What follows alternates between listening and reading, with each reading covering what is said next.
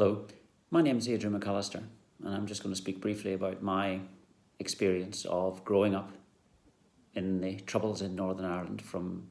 when I first went to primary school in 1969,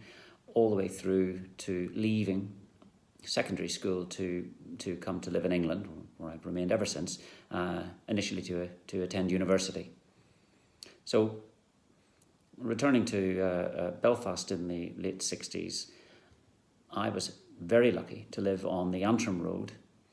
well outside the area, within Belfast, but it was in the suburbs, and it was a very middle class place to grow up. There were lots of families who were comfortably off and could afford the best things that had become available really to everyone as the 1960s were a time of increasing wealth. And that benefited families like mine, who my father ran a sort of furniture empire in Northern Ireland at the time and drove the first E-type Jag that came to Ireland, and we lived well.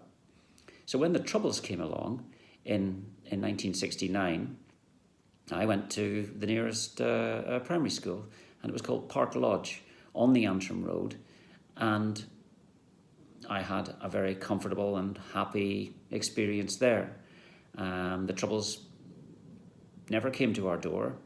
and there was only one event really which sticks out in my memory, and that was the day that I went to school as normal. I think it would have been about 8 or 9, and I arrived at a barrier across the road being manned by a policeman who told me that it was my lucky day because my school had been bombed and that I should go home.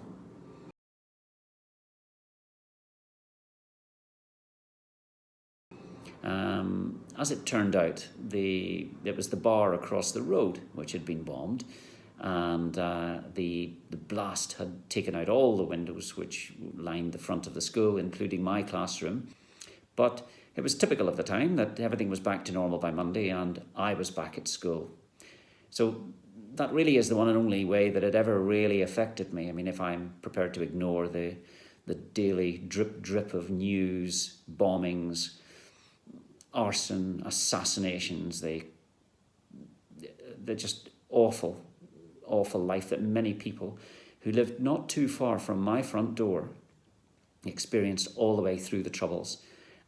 certainly into the 1970s and its cruel period of sectarian assassination, and the 80s with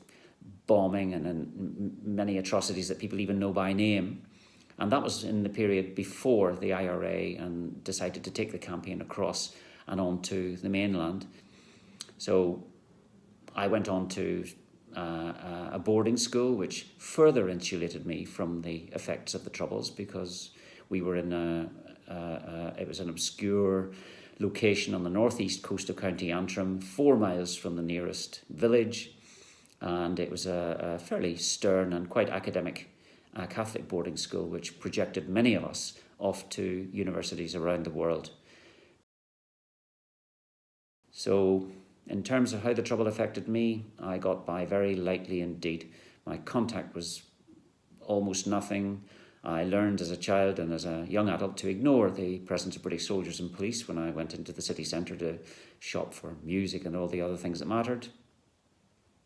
And then I went off to university, and it just retreated further again into the rearview mirror, and thankfully disappeared come the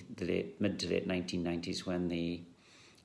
Tony Blair Labour government finally managed to force everyone to sit down and come to an agreement. And what a wonderful moment that was too.